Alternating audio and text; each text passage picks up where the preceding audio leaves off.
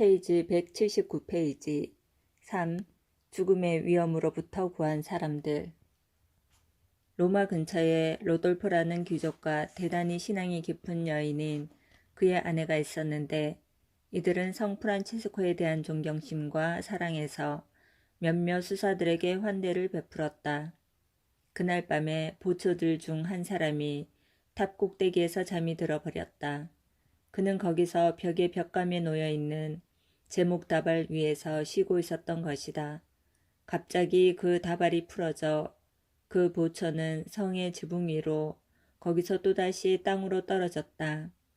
온 집안이 그 무너지는 소리에 깨어나 그 보초가 떨어졌다는 것을 알고는 그 성 주인과 아내는 수사들과 뛰어나왔다.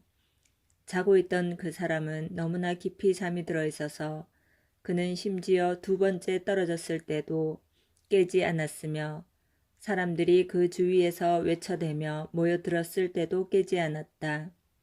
마침내 그들이 그를 끌어당기려 할 때서야 그는 깨어서는 잠을 못 자게 된 데 대해 불평을 했다. 왜냐하면 성 프란치스코의 품에 안겨 평화스럽게 쉬고 있었기 때문이었다. 그들이 그에게 그가 어떻게 떨어졌는가 얘기해 주자 그는 자기가 탑 꼭대기에 쉬고 있는 것이 아니라 땅 위에 있다는 것을 깨닫고는 아연실색했다. 그는 무슨 일이 일어났는지 전혀 기억하고 있지 않았다. 그러나 그는 그것을 부인할 수가 없었다. 그때 그는 그들 모두 앞에서 하느님과 성 프란체스코에 대한 존경심에서 고행을 하겠다고 약속했다. 2. 캄파니아의 포피에서 토마라는 한 신부님은 자기의 성당에 속하는 물레방아를 수리하러 나갔다. 그는 물살이 세고 물이 깊은 해협 곁을 걸어가다가 사고로 물에 빠져 물레바퀴에 걸렸다. 그는 늑체에 걸려 옴쭉달싹 못하고서 물이 자기 입 위로 솟구쳐 오르는데 얼굴을 위로 향한 채 떠 있었다. 그는 한마디도 할 수 없었으나 슬픔에 잠긴 채 온 마음을 다해 성 프란체스코에게 간구하였다. 그는 오랫동안 거기에 있었으며 그의 동료들은 그에 대한 희망을 포기한 채 물레방아를 뒤로 가까스로 밀어붙였다. 이 때문에 그는 완전히 떠밀려져서 물속에서 양팔로 물장구를 치며 버둥거렸다. 그때 띠를 두르고 하얀 수도복을 입은 한 작은 형제가 부드럽게 그의 팔을 잡고 그를 물 밖으로 이끌어내고는 그에게 나는 당신이 도움을 간청했던 바로 성 프란치스코요 라고 말했다. 그 신부는 성인이 사라져버린 것에 망연해져서 그의 발자국에 키스하려 애썼다. 그는 동료들에게 그분은 어디에 계신가? 어디로 성인이 가시던가? 어느 길로? 라고 물으며 애같아 이리저리 뛰어다녔다. 그들은 모두 놀라 땅에 엎드려 하느님의 영광스러운 행위와 그분의 겸손한 종의 공덕을 찬미하였다. 3. 첼라노의 어린 소년들 여러 명이 한 버려진 우물이 있는 들에 약초를 캐러 갔는데 그 우물은 깊이가 12피트나 되고 주위에 약초가 무성히 자라고 있었다. 소년들은 흩어져 들판을 이리저리 뛰어다녔다. 그러나 그때 벼랑간 그들 중 하나가 넘어져 우물에 빠졌다. 그가 깊이 떨어졌을 때 그는 성 프란체스코에게 완전한 신뢰를 가지고 성 프란체스코여 나를 도우소서 라고 간청하며 마음속으로 성 프란체스코에게 의지했다. 다른 아이들은 온 사방으로 그를 찾으러 외치며 부르짖으며 이리저리 뛰어다녔다. 그가 우물에 빠졌다는 것을 그들이 발견했을 때 그들은 도움을 청하러 마을로 뛰어 되돌아가 일어난 일을 설명했다. 그들은 한 무리의 사람들을 데리고 되돌아와 그들 중 한 사람이 밧줄에 달려 우물 아래로 내려갔다. 거기서 그는 그 소년이 전혀 상처를 입지 않고 물 표면에서 쉬고 있는 것을 발견하였다. 그들이 그를 밖으로 끌어냈을 때 그는 그들 모두에게 말했다. 내가 빠졌을 때 나는 성 프란치스코의 보호를 간구하였어요. 그랬더니 그분은 즉시 나를 도와주려고 와 계셨어요. 그분은 손을 내밀어 나를 점잖게 붙잡고 당신의 도움을 받아 나를 우물 밖으로 끌어낼 때까지 그분은 결코 나를 떠나지 않았어요. 4. 후에 교황 알렉산드로 4세가 된 오스티아 주교가 아시시에 있는 성 프란치스코 성당에서 로마 꾸리아 앞에서 기도하고 있었을 때 높은 돌 복공 위에 아무렇게나 얹혀 있던 한 거대한 돌덩이가 제 무게에 못 이겨 굴러떨어져 한 여인의 머리에 부딪혔다.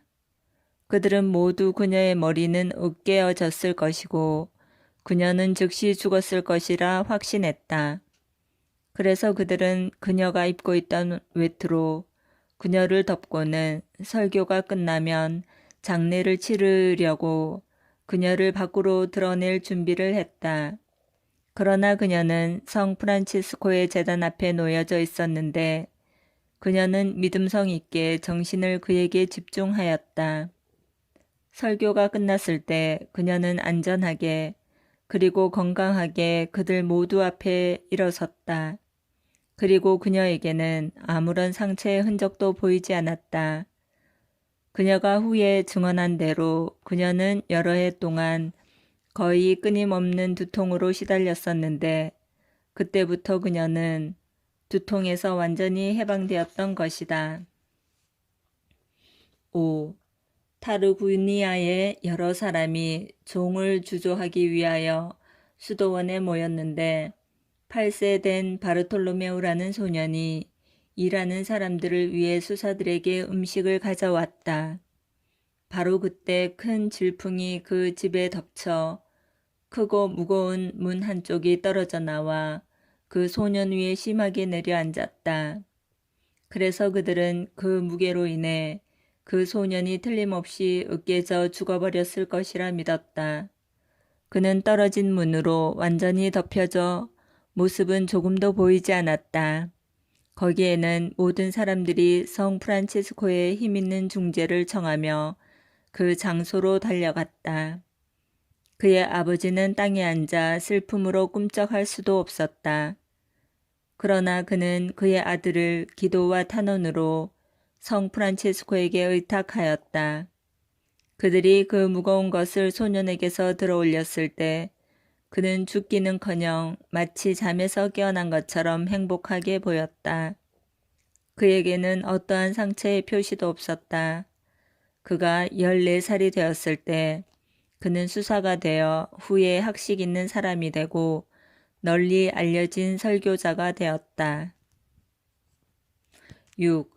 렌티니 출신의 많은 사람들이 며칠 이내로 성 프란치스코를 기념하여 봉헌하기로 되어 있는 성당의 제단으로 쓰기 위해 한 채석장에게 거대한 바위를 잘라냈다. 거의 40명이나 되는 사람들이 그것을 진마차 위에 실으려고 애쓰고 있었다. 그러나 여러 번 반복해서 애쓰다가 그 바위는 그들 중 한 사람 위에 떨어져 그를 덮쳐버려 그는 마치 무덤 속에 갇힌 꼴이 되었다.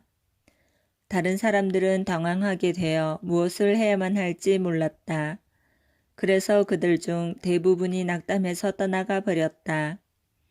남아있던 10명이 성 프란치스코에게 돌아서서 당신께 봉사하던 중이었던 사람을 그토록 끔찍하게 죽지 말게 할 것을 눈물로 간청하였다. 그런 후 그들은 다시 기운을 차리고 다시 그 돌을 드러낼 때 너무도 쉽게 움직일 수 있었기에 거기에 성 프란치스코의 손이 있었다는 데에 대해 아무런 의심이 없었다. 그 남자는 안전하고 건강한 채로 일어섰다. 그의 시력은 그 사고 이전에는 대단히 나빴는데 그러나 그때 시력을 완전히 회복해서 절망적인 경우에 있어서 성 프란치스코의 중재가 얼마나 강력한가를 모든 사람들에게 증명했다. 7. 비슷한 사건이 마르케 앙코나에 있는 산 세베리노에서 일어났다.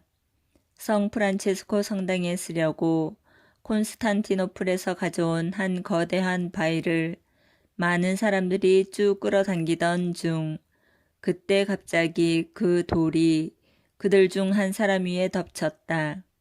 그들은 그가 죽었을 뿐만 아니라 완전히 부서졌을 거라고 믿었다. 그러나 성 프란체스코가 그를 도와주러 와서 그 돌을 일으켜 세웠기에 그는 아무런 해도 입지 않고 뛰어올라 그 돌을 안전하게 피했던 것이다. 8. 가에타 출신으로 바르톨로메오란 사람은 성 프란체스코를 기념하여 한 성당을 짓는데 많은 정열을 쏟았다. 그러던 중 자리에 잘못 놓였던 한 대들보가 떨어져 그의 목을 쳐 그는 심하게 상처를 입었다. 그는 신앙심이 두터운 신자였기에 자신이 죽음의 문턱에 있음을 깨닫고 그는 병자 성사를 영할 수 있기를 한 수사에게 청하였다. 그 수사는 그가 즉시 죽을 것이며 따라서 복된 성체를 영할 시간도 없으리라는 것을 확신했다. 그래서 그는 그에게 성 아우구스티노의 말 오로지 믿기만 하시오. 그러면 당신은 이미 그분을 받은 것입니다.를 그에게 말해 주었다. 그 다음 날 밤 성 프란체스코가 11명의 수사들을 동반하여 팔에 어린 양 한 마리를 안고 그에게 나타났다.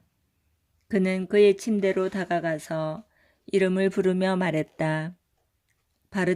바르톨로메오, 두려워하지 마시오. 악마는 당신이 나에게 봉사하지 못하도록 막고자 했소. 그러나 그는 당신을 이기지 못할 것이오. 이것은 당신이 간청하여 그 신실한 갈망으로 인해 당신이 받았던 바로 그 천주의 어린 양이요. 그분의 힘으로써 당신은 몸과 영혼의 완전한 건강을 되찾을 것이요. 그러고는 성인은 자기 손을 그 죽어가는 사람의 상처 위에 대고 그에게 시작했던 일자리로 되돌아가라고 말했다. 바르톨로메오는 다음날 아침 일찍 일어나 지난번에 자신이 거의 반 죽어있는 것을 본 사람들에게 행복하고 건강한 모습을 보여주었다. 그들은 놀라 넋을 잃었으나 그는 그 자기 자신의 실지 모범과 또한 성인이 일으킨 기적으로서 성인에 대한 존경심과 사랑을 갖도록 그들을 고치시켰다. 9.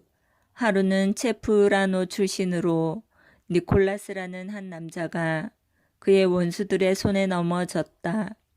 그들은 아주 사납게 그를 쳤으며 그가 죽었거나 아니면 거의 죽을 지경에 다다랐다고 확신할 때까지 해치고 또 피해를 입혔다. 그러나 첫 번째 맞았을 때 니콜라스는 성 프란치스코여 나를 도우소서, 성 프란치스코여 오셔서 나를 도우소서라고 외쳤다. 많은 사람들이 멀리서 그의 소리를 들었다. 그러나 그들은 그를 돕기 위해 아무런 일도 할 수 없었다. 마침내 그는 피투성이가 된 채 집으로 옮겨졌는데 그는 그 상처로 인해 죽지 않을 것이라고 자신있게 주장했다. 그는 덧붙여 자기는 그때 아무런 고통도 느끼지 않았는데 이는 성 프란체스코가 그를 도와주러 와서 하느님께 그에게 회개의 시간을 주실 것을 설득시켰기 때문이라고 말했다. 결과는 그의 말이 맞다는 것으로 증명되었다. 피를 씻어내자마자 그는 모든 사람들의 예견과는 정반대로 완전히 나았던 것이다. 10. 산 제미냐노 성 출신의 한 귀족 아들이 병이 대단히 심하게 들어 회복될 희망은 없이 최후의 순간에 다다랐던 것이다. 눈으로부터 핏줄기가 마치 사람 팔에 잘린 혈관에서 솟아나오는 것과 똑같이 흘러나왔으며 또한 죽음이 가까워졌다는 여러 다른 표시들도 그의 몸에서 볼 수 있었다. 그들은 그가 실제적으로 죽었다고 믿었다. 그의 호흡은 대단히 약했고 모든 기력이 사라져 그는 움직일 수도 없었고 감각도 없었다. 그는 정말 죽은 것처럼 보였다. 친구들과 그의 부모들의 친척들이 늘상 그랬듯이 애도하러 왔으며 그들은 장례식 이외의 것은 생각할 수도 없었다. 그러나 그 소년의 아버지는 하느님께 신뢰를 갖고 마을에 있는 성 프란치스코의 성당으로 달려가 거기서 그는 자기 목에 밧줄을 묶고 땅바닥에 겸손히 자기 자신을 던졌다.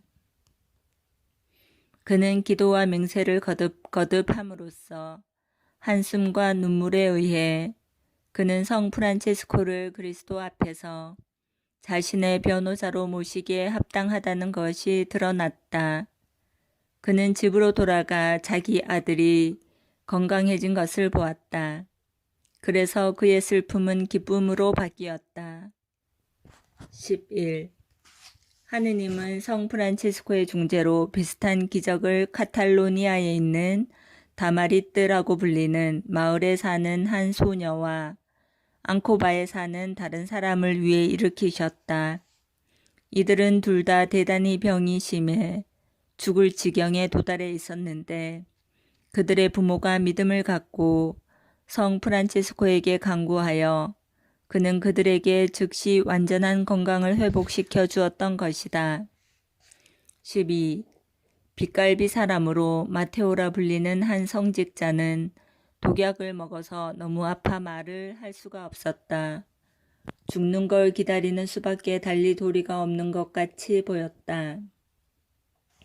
한 신부가 그에게 고백성사를 받게 하려 했으나 그는 그에게서 한마디 말도 들을 수가 없었다. 그러나 마테오는 마음속으로 그리스도께 기도했으며 그분께 성 프란체스코의 중재에 의해 자기를 죽음의 힘에서 구해달라고 간청했다. 하느님은 그에게 힘을 주셨으며 그리고 그가 모여있던 사람들 앞에서 성인의 이름을 경건히 말하는 순간 그는 독을 토해내고 자신을 구해준 성인에게 감사를 드렸다.